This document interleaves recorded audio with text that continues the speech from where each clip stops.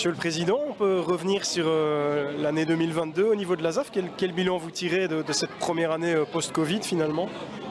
Mi-figue, mi-raisin, on va dire. Bon, c'est clair qu'il y a eu une certaine reprise, mais on n'est pas encore revenu au niveau de fonctionnement qu'on avait avant la crise. Ça, c'est vrai.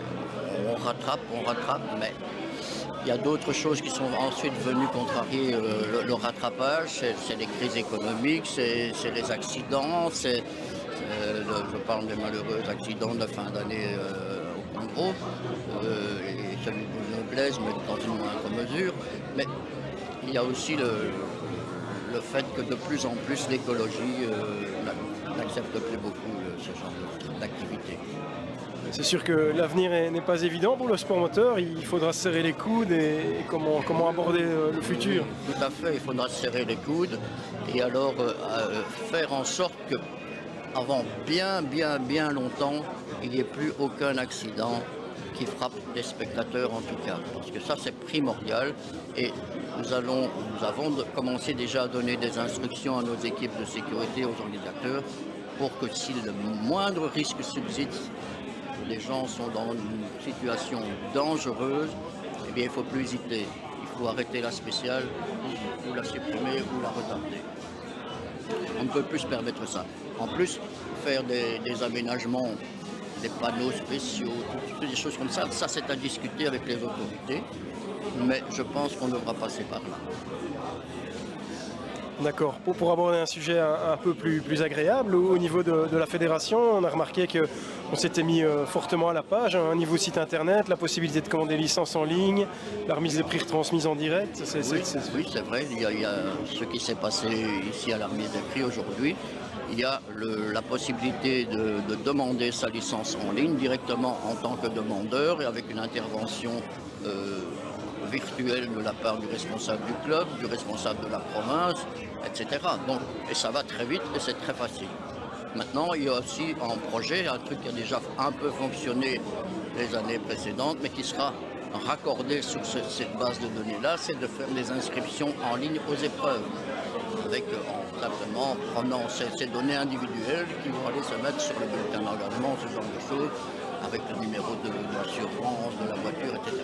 Tout ça, c'est à l'étude, mais on n'a pas encore terminé. C'est toujours en travaux. Comme tout changement, ça peut un peu faire peur au début à certains licenciés, mais finalement, à terme, ça va leur faciliter la vie. Bien sûr. Ça, au début, il n'y a personne qui voulait de téléphone portable, tout le monde voulait un fixe.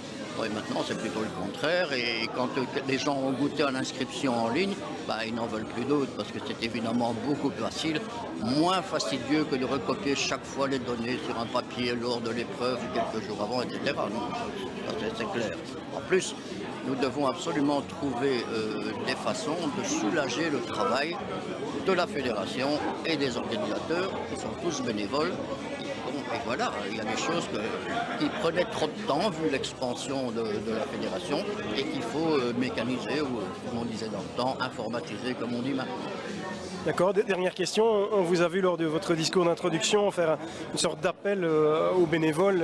Au niveau de l'ASAF, c'est important de pouvoir se renouveler, de compter sur des bénévoles. Ça, c'est très important parce que vous voyez que nous sommes une génération avancée en âge et il est clair qu'il faut remplacer les gens qui vieillissent, n'ayons pas peur des mots, par des gens plus jeunes et qui soient aussi dynamiques. Bon, alors, maintenant, on a décidé de ne plus passer par le niveau CSAP pour être recommandé à l'ASAF, et que les clubs, et même les gens en particulier, pouvaient demander à leur club